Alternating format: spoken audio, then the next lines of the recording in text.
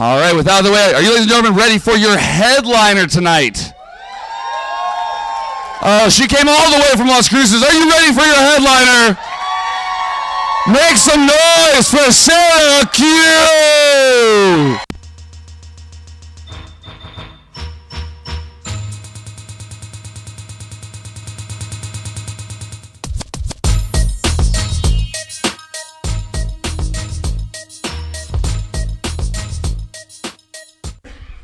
There's a poll here, too. I just want you to know that. If you play that song a little bit longer.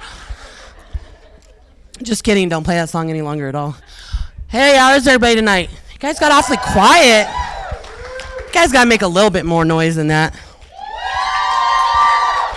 Why don't you guys give it up for Nico? He's been an awesome host tonight. And George, my good friend George. I love George. George is a good dude. I really like working with George. It's just unfortunate that I always have to follow him because he kind of makes me feel like Hillary Clinton. You know, always following after the black guy. Which is better than feeling like Monica Lewinsky, like I just couldn't get the job done.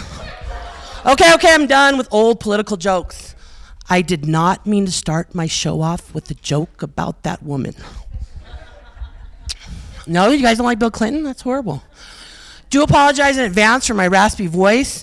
I've been fighting this cold for a couple of days. I'm also going to use this tape as an audition to be a phone sex operator. Just in case there's a market for somebody that's looking for a 67-year-old that smokes 3 packs a day, I think I could fill in that position. Got to find the silver lining in every dark cloud, that's all I'm going to say. So I've never done this part of a show before. Normally I just talk and I don't let anybody participate. But I do want to do a little bit of audience participation tonight. How many of you guys, this is your first comedy show ever? Really? It's not really your first comedy show ever. But that's okay, because it allows me to tell you the cardinal rule of comedy shows. I have the microphone. I do the talking. You have the seats.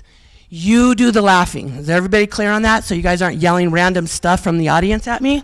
Let's try it again. I have the microphone, so I make the jokes. You have the seats, so you guys just sit there and laugh. Okay, now that we got that cleared out of the way, got a couple more questions I want to ask. And before I ask these questions, I want to warn, kind of a public service announcement to anybody that works with me in any of my 3 jobs. Your boss may be here in the audience with you. Okay, with that being said, where are my weed smokers at? I know you guys are out there. Don't lie to me. You guys try to lie to Nico. It's because he looks like a cop. I get it, but I'm not a cop.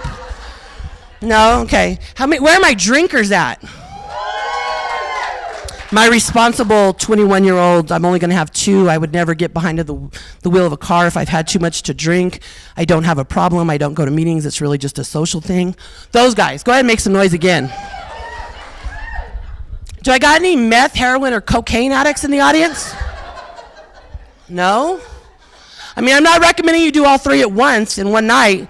I mean, I don't know how that would work out. It seems like a heart attack or death waiting to happen, but normally people don't yell for that one, but I don't like to leave people out because, you know, hypothetically,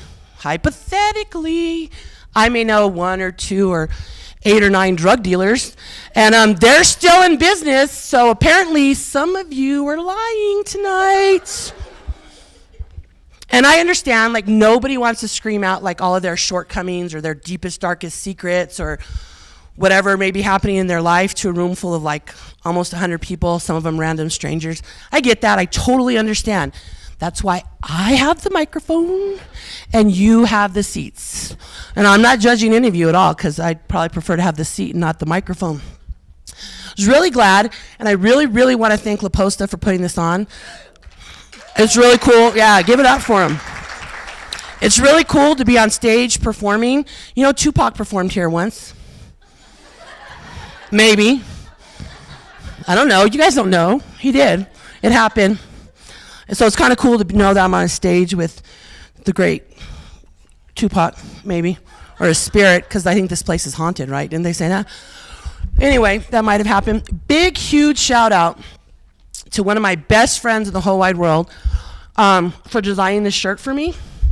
If you guys can't read it in the back, it says, "My body is a gangster's paradise. Because I believe in truth in advertising. I do. My little black book reads like a police blotter. So definitely truth in advertising. You know, I'm a woman, though, so when I say I've had a friend since, like, 7th grade, you guys are like, no, that's not possible, because women are friends with each other, and then they fight. So, like, if you're married, even, like, 3 years, your wife's probably had, like, 6 best friends in 3 years? But we really are best friends. We've really been friends since 7th grade.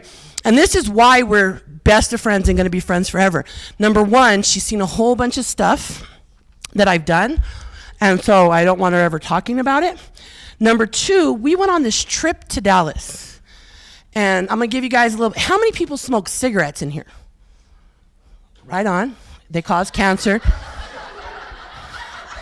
I'm glad none of you want to admit that you smoke cancer sticks, but I'm sure you do.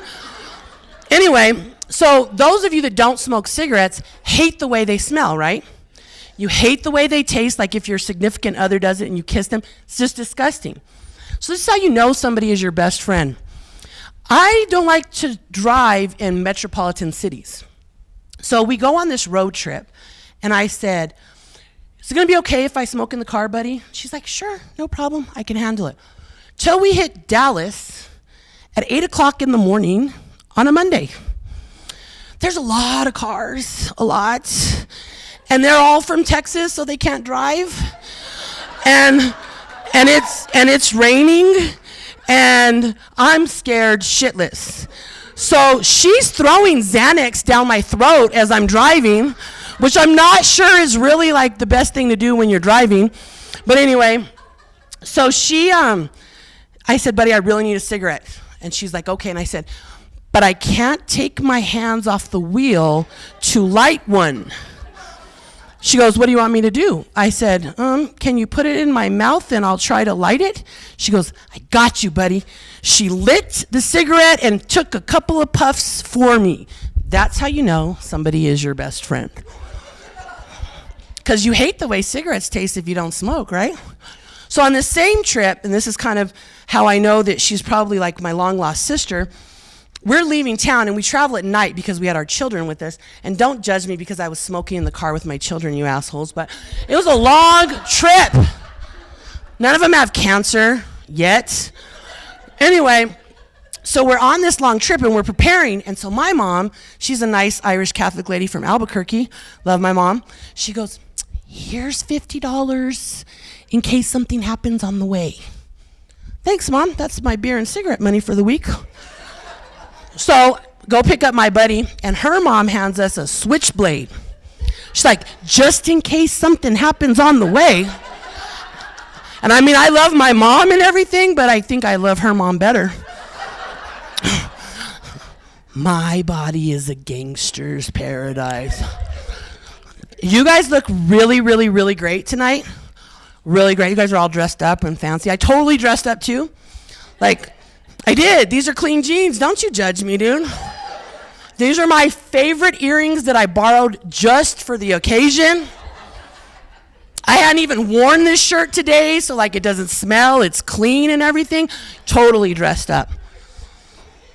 So I'm really glad this is a 21 and up show, because that means my kids won't be here. That means I can talk about them. They don't like it when I talk about them. I'm a single mom. I have 2 teenage daughters. My 18-year-old gets a text message on Sunday because she has to call me every time she gets a text message, and she says, Mom, somebody just texted me the flyer from your show. And I said, awesome, that's great. Are they coming? Well, no, they're only 19. I said, okay, so they can't come out. I understand. So what'd you tell him? That you weren't even funny.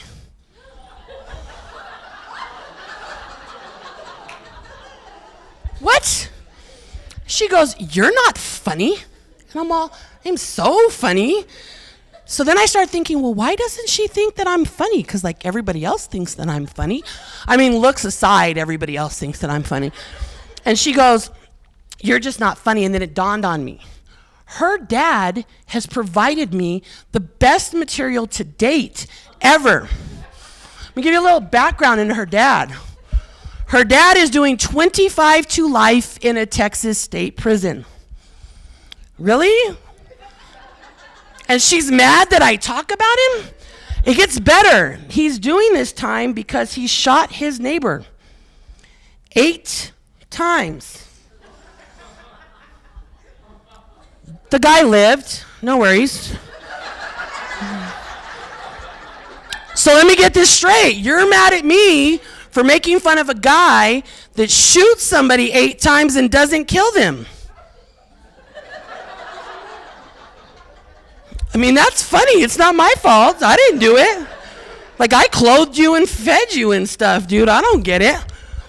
She also doesn't think it's funny when I talk about my now ex-husband, who at the time that we were married, shortly into our marriage, went to federal prison for 10 years. My body is a gangster's paradise. Yeah, give it up for guys going to prison for long terms. Way to go. So anyway, she goes, "It's not funny, Mom." And she kind of says it like that. And she's half black, so you'd think she wouldn't say it like that, but she does. And she goes, "We lived it." It's still pretty funny. She called me, right, before I was leaving to come here, and she was like, "Mom." And I said, "Yeah, what's up, Brave?" "Don't suck." You got to be a little bit more specific. What are you talking about? I'm not saying hypothetically I can't be a hoe. I'm just saying. And then she said, "Do good. Don't talk about me." Okay. "And if you suck, don't come home. You don't even live with me anymore, dude. I'm going to come home when I want to come home because I pay the bills." So I'm a single mom, and I work 3 jobs. Are you guys impressed by that? And I'm like super smart.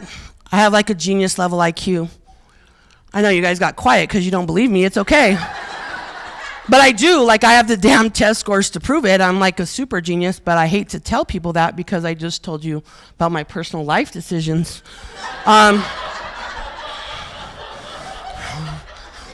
Did I ever tell you in honors English I watched Othello right here in the same theater? Othello's my favorite Shakespearean play.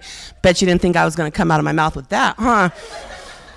Anyway, I actually just lied because Hamlet's my favorite, but the fact that I know 2 of them should shock you guys all. He shot somebody 8 times and didn't kill him. It just never gets old. Like, even when I say it, I just laugh. So anyway, I have a friend of mine, because this happens to me a lot. "Q, you just have book smarts and no common sense." And I said, "That's not true. I have both." No. And I said, "Let me give you a perfect example. Perfect example for you guys, and you guys tell me if this makes sense. I'm super smart. Everybody got that? Common sense tells me that, yes, they do make yoga pants that would fit me. I can legitimately find them. My common sense says, do not put those pants on."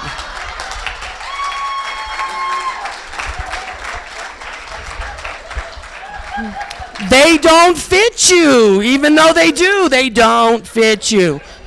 Not to mention, I don't do yoga any damn way. My body is a gangster's paradise. So I have a friend of mine. We're talking about this whole smart thing, and I'm going to tell you how this kind of all works out. I get these offhanded compliments from people. So I don't really, like, you know, when people say, "You're really pretty for a fat chick."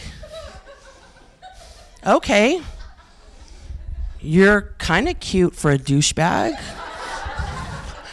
So I had a friend of mine tell me, "Q, you would not know how smart you are by the way you act." And I was like, "What?" He was like, "Well, to talk to you, you're super, super smart.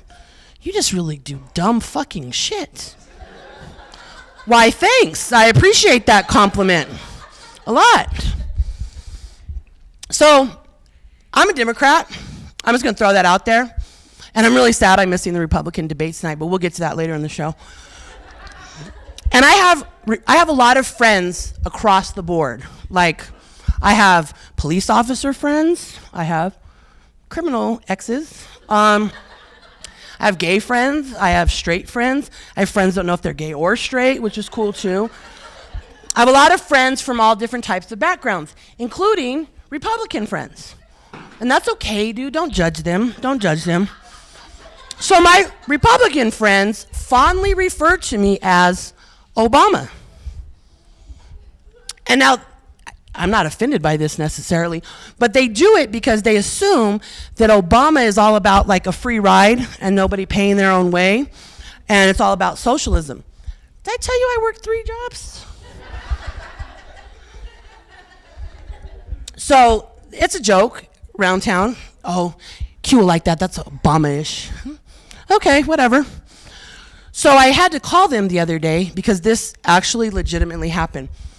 I was on Facebook, because that's what people do. They get on Facebook all day, every day. And I see a GoFundMe page. You guys sick of that shit? Yeah, you guys are sick of that too, right on. Okay, so we're in agreement. I didn't write the story for the GoFundMe page because it would have been way better than the story that was written. But the GoFundMe page basically says, I was driving my car and a horse trailer cut me off. Now, you don't have to be a genius to figure out that a horse trailer is huge. Like, they carry horses in that thing.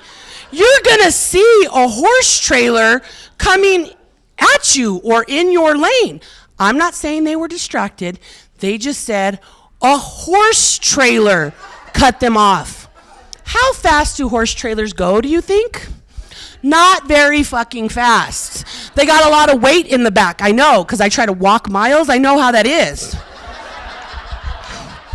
So this is the story on the GoFundMe page. I totaled my car, and I have a sprained ankle and some bad cuts. And I started my own GoFundMe page to help pay for my medical bills. Isn't that what car insurance is for? Like, I have a good neighbor. You guys don't have a good neighbor? You know, State Farm. Jake didn't show up at the scene in his khaki pants. So let me get this straight. You want me to pay for your medical bills and you have insurance? Okay, yeah, I'm not doing that. But I'm the socialist, right? I'm the one looking for a free ride. I'm the Obama though, right? Not quite how it works. So I have been trolling the GoFundMe page though, just so you guys all know, because I want to know how much money you can get for something like this. Like I'm like, how much is she? What's the total up to right now? And let me tell you why. Because I want you guys, if she gets a lot of money from this, to start me one. Because I had my appendix out in December, the first part of December. My insurance canceled the last day of November. Yeah, I know, it's great. I had insurance for 3 years. I had strep throat twice and a kidney infection. But let me need major surgery and I'll be 7 days late for it. I spent 2 days in the hospital and it cost me $48,000. In theory, it cost me $48,000 because I'm really not going to pay them. But like it took more of my annual, like I don't even make $48,000 a year, and that was only 2 days worth of work, doctor. I think I need to negotiate some pricing on this. But I want you guys to remember 48,000 if you start me a GoFundMe page, because I think you guys need to know that stuff. I'm just throwing it out there. You don't have to agree. So some other things you should know about me, because I'm pretty sure one day I'm going to be famous. Maybe not for comedy. I may end up being like Charles Manson or something, and I'm okay with that. I'm going to make it worth it, though, if I go to prison. That's all I'm going to say. I'm not going to shoot somebody 8 times and they live. I'm going to have way more than 23 grams of crack on me. That's a long time. That's 23 Sweet and Low packets. 10 years of your life. I'm going to have kilos of that shit. Do they make kilos of crack? I don't know, but I'm going to find out. Anyway, so if you guys ever are on Jeopardy, I don't know, maybe it could be Ghetto Jeopardy, I don't know. But there's certain things you should know about me because I'm pretty sure I'm going to be a category one day. And so here's like a rundown of the things you should know about me. I already told you, like, I'm a single mom. I have 2 teenage daughters. My favorite movie of all time is Mi Vida Loca. Yes. Gangsters. My favorite Disney movie is The Fox and the Hound. Yes. Yeah, everyone wants to cry when I say that. I want to cry with you. I love 90s gangster rap music. I also love Kenny Rogers. You guys might have picked up at this point I might be a little bit bipolar. Just a little bit. I like pina coladas and getting caught in the rain. So not true, dude. I'm totally a whiskey girl, but I just wanted to throw you guys off. I wanted to see if you were paying attention. So the funny thing about this appendix surgery I alluded to earlier is that Mountain View calls me every day. They want their money back, or some money. The funny thing is, number one, they think I'm going to answer the phone. Number two, they think I'm really going to pay them. Verizon and DirecTV have the power to cut off my cell phone and my TV if I don't pay them. I wait for them to send me a disconnect notice. What are you gonna do, Mountain View? Put it back in me? Ha ha. Joke's on you, buddy. The funniest part about all of that is that my Monday through Friday 8 to 5 job is I'm a collector. I know, right? They put me in charge of making sure that people pay their bills on time. Okay. I'm hoping eventually that I'm going to learn how to do that myself. It's not looking so good right now. My second job is that I'm a nighttime manager at a restaurant. And I don't want anybody to tag me on Facebook here tonight because I technically or possibly could be clocked in. It's hard to get off a night when you work 3 jobs, damn it. Don't you judge me. They could be looking for me to shut down the kitchen in a little bit. Just saying. So you meet a lot of interesting people when you work at a restaurant, and I've worked with a lot of numerous different people. So the other night, some girl we used to work with comes up. She'd been in the bar drinking, and she comes up to the front to say hi, you know, catch me up. How you been doing, Q? How are the kids? Da-da-da. She goes, Q, I need some advice. From me? What the? She goes, I need to know what to do with my life.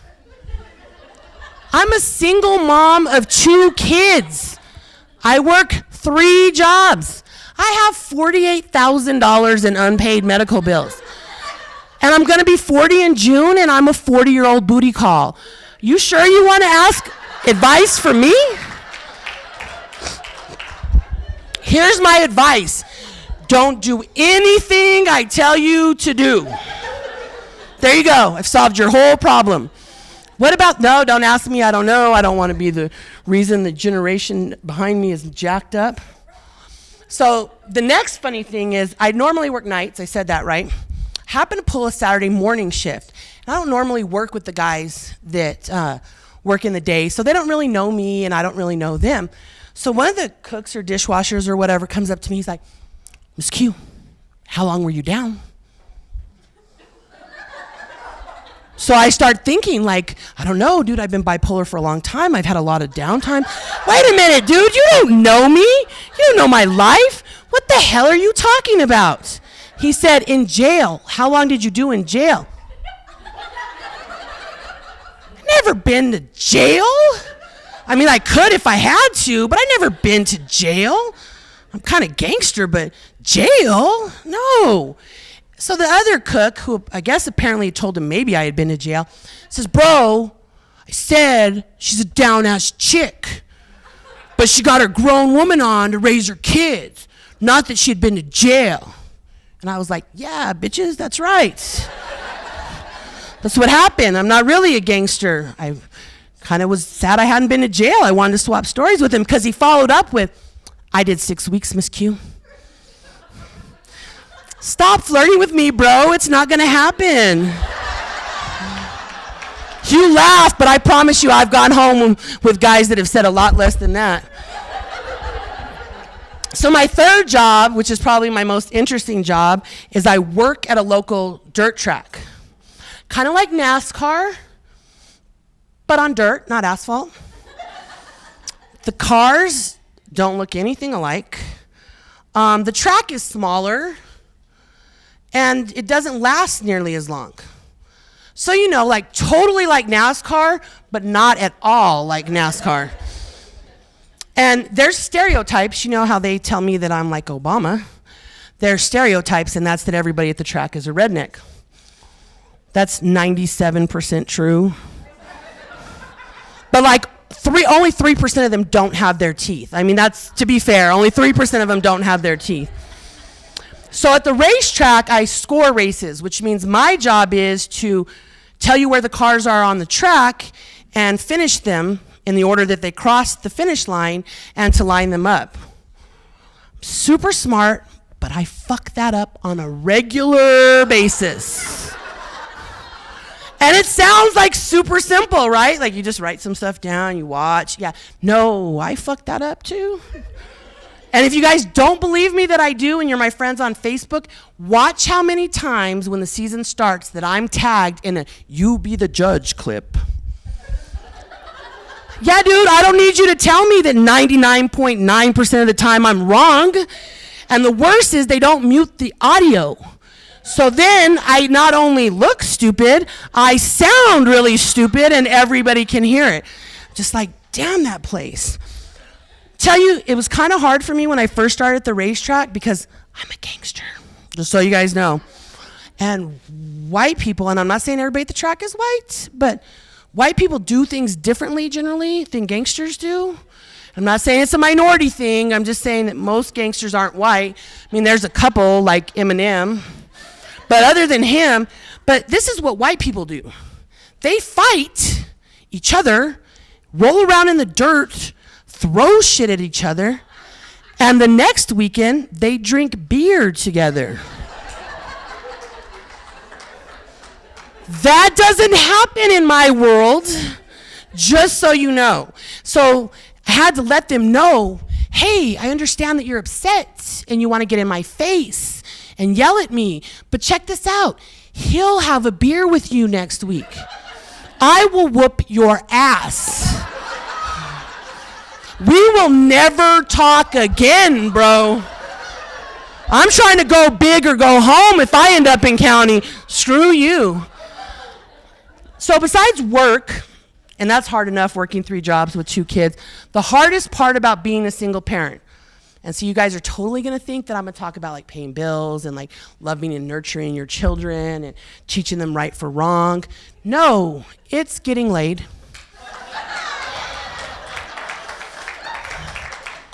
Because you have to schedule it. There's no spontaneity in getting laid as a single mom. Because I didn't want my kids to hypothetically think their mom was a hoe, I had rules, right? When they were little, before they got older and they took sex ed and shit. Fuck the schools for that. But anyway, when they were little, I had a rule. You have to come over after my kids go to sleep. You have to leave before they're gone. If you see me in public, we don't know each other. Don't leave me hickeys. They're not gonna believe I ran into the door again and got a bruise. They're 5, not stupid. And please don't call me, I'll call you. So as I got older, and my kids got older, I was like, yeah, this booty call thing's not gonna work. But I'd already like disqualified myself from being the 40-year-old virgin. So I was like, I gotta figure it out. So I decided I was gonna like date seriously and I was gonna meet a replacement for their dad who wasn't a gangster. So I meet this nice guy. So I'm totally out of my comfort zone. And he owns his own house. I was like, house? You own a house? He drives his own car, and I don't mean like he was in my car driving it around like it was his. I mean, legitimately, the title was in his name. And he had a job, like a job. I was like, what? Men work? Is that how that works?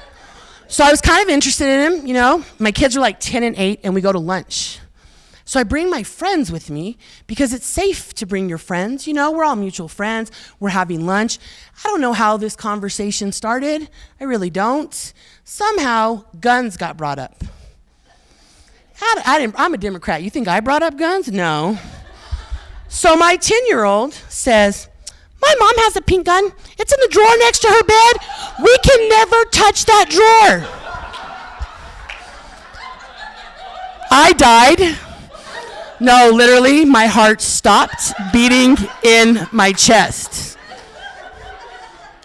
And I was like, she doesn't know what she's talking about.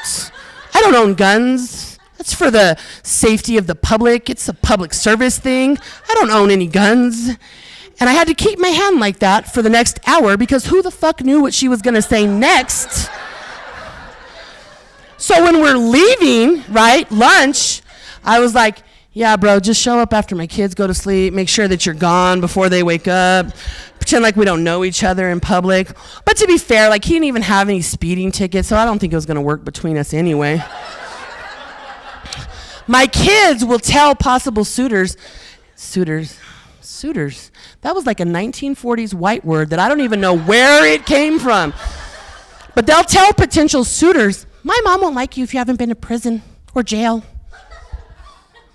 That is not true anymore. It may have been true like their whole life, but not anymore. Don't you guys get all judgy on me, dude? I'm a work in progress. Leave me alone. So my dating life really sucks. In case you guys didn't know that. That wasn't literal, by the way. It was a figurative sucking. Just saying. So I filled out a questionnaire on eHarmony. Anybody else done this? eHarmony asks you like 15 million questions. So I went through it really fast because I don't have patience to answer this shit. So I'm just like, and they sent me an email back that said, you didn't give us enough insight into who you really are.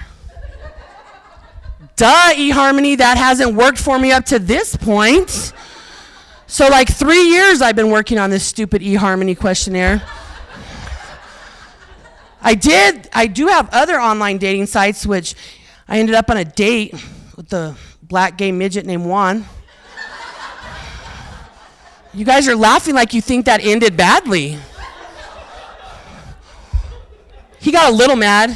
I mean, not a lot mad. He's a midget. Because I offered to carry him because it was taking him so long to walk. Speaking of online dating sites, to all you skinny people in the audience that like to take pictures of your fat friends, don't do it from down there, okay? It's a really bad angle for us. Because like it shows all of our fat and like all of our chins.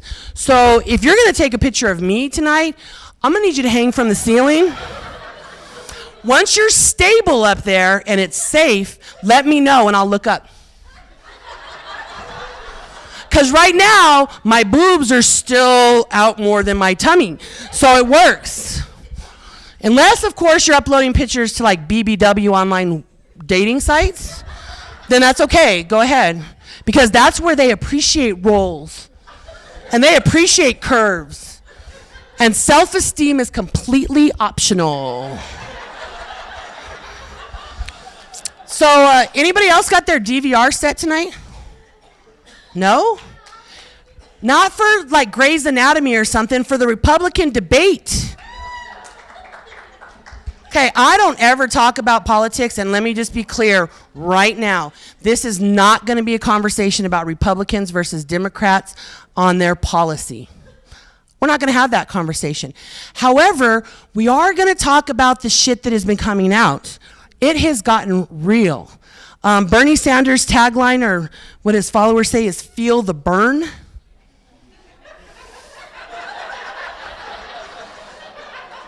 I don't go to the gym. Does it look like I want to feel the burn?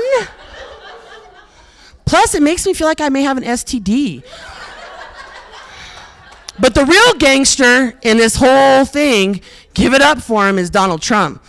You don't have to like him at all. I'm not saying you have. That dude is for real. He does not give. There's something my kids say. Hold on, it'll come to me in a minute. Oh yeah, 0 fucks given by that guy. And I may not like him, but I appreciate a gangster. I do. Because he not only took on the Mexicans, and I say Mexicans and not Hispanics because he's talking about the people in Mexico. He took on the Mexicans, but the Pope? You want to go to war with the Pope? There are Italian Catholics, bro. There are Irish Catholics. Like, I don't think you want to take on all the Catholics. He said, I don't care. I'm going to take on the Pope. And I was like, okay, gangster, do your thing. The Pope, like, do you guys understand? That dude just wants to feed the hungry. Like, you want to go to war with the Pope? Then I just can't stop watching them, and I don't think I'm going to vote for any of them. I'm not going to tell you if I am or not anyway, but I cannot stop watching them because I'm just like, this guy's going to have his own reality TV show, like from the White House. Did you guys hear him fighting with Jeb Bush? Jeb Bush called his older brother W to come and save him. He punked them both. He was like, get your brother, I don't care. And then Jeb Bush is kind of a punk. I hope you guys don't really like him. But let me tell you why he's a punk. They're in a debate and Trump says, the towers fell under your brother's watch. Yo, dude, didn't you file bankruptcy? Technically the Trump towers fell under your watch too. But Jeb Bush isn't a gangster. Jeb Bush is not a gangster, so he didn't say that. He started stuttering and turning red like white people do. Sorry, Jeb Bush. And then he said, your brother took us to war in Iraq for weapons of mass destruction. There were no weapons of mass destruction. Duh, bro, the Democrats have been saying that shit for a long time. Welcome to the party, we know. But if I had been Jeb Bush, I would have said, and you went to war with the Pope. And all he wants to do is feed people. So who's the real asshole here? But Jeb Bush isn't a gangster, so he didn't say that. Donald Trump legitimately said, I could shoot somebody on 5th Avenue and my supporters would still support me. And I'm like, where do we sign up to nominate people for that? Is there an electoral college to nominate people to get shot on 5th Avenue by Donald Trump? And then, fucker, are you a good shot? Because are you going to shoot them 8 times and they don't die?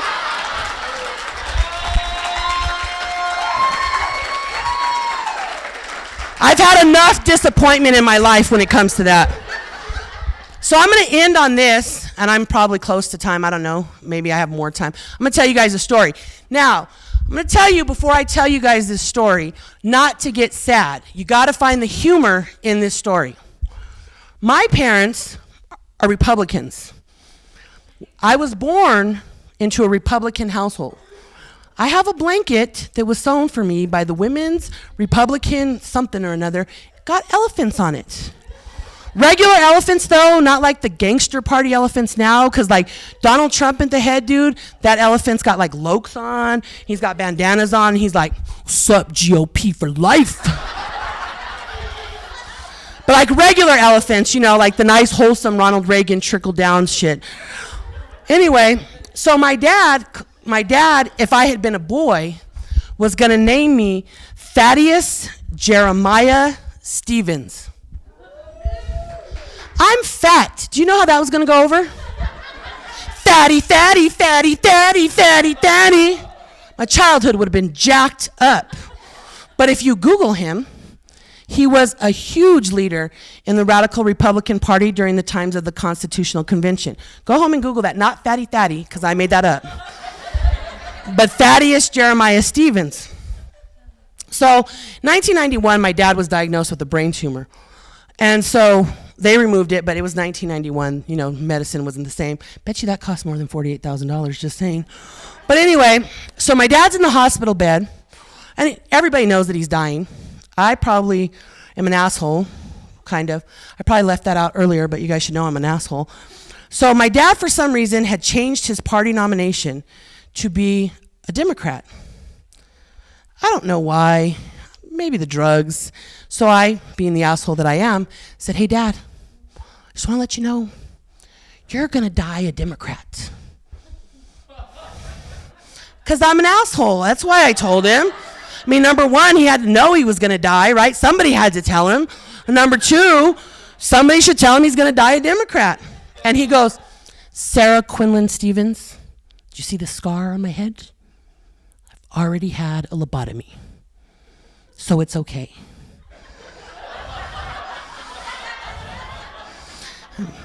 Apparently so is Donald Trump, but whatever. So I laugh when he says that, and whatever, my dad passes away. So a couple years later, I know, don't feel bad, dude, it's okay. Like, it's all right, he died happy, he died a Democrat. If I go, I want to go out a Democrat too, I'm just saying. Brain or no brain, I want to go out a Democrat too. So anyway, a couple years later, one of my mom's good friends that she worked with at the city said, I've been dying to ask you this. Because I was like in my 20s, 21. So what are you? I'm a gangster. And he's like, no, I have to know because your parents are Republicans. I was like, oh. He said, did two wrongs make a right? And I said, no, two wrongs made a left. Ha ha, Dad, I got the last laugh. I still have his elephant collection, though, because that's what real Republicans do. They have elephant collections because you got to prove you're a Republican. I think now there may be like a jumping in thing. Really. But no, I really want to thank you guys for allowing me to have the microphone and for laughing with me. Nico, you going to come back?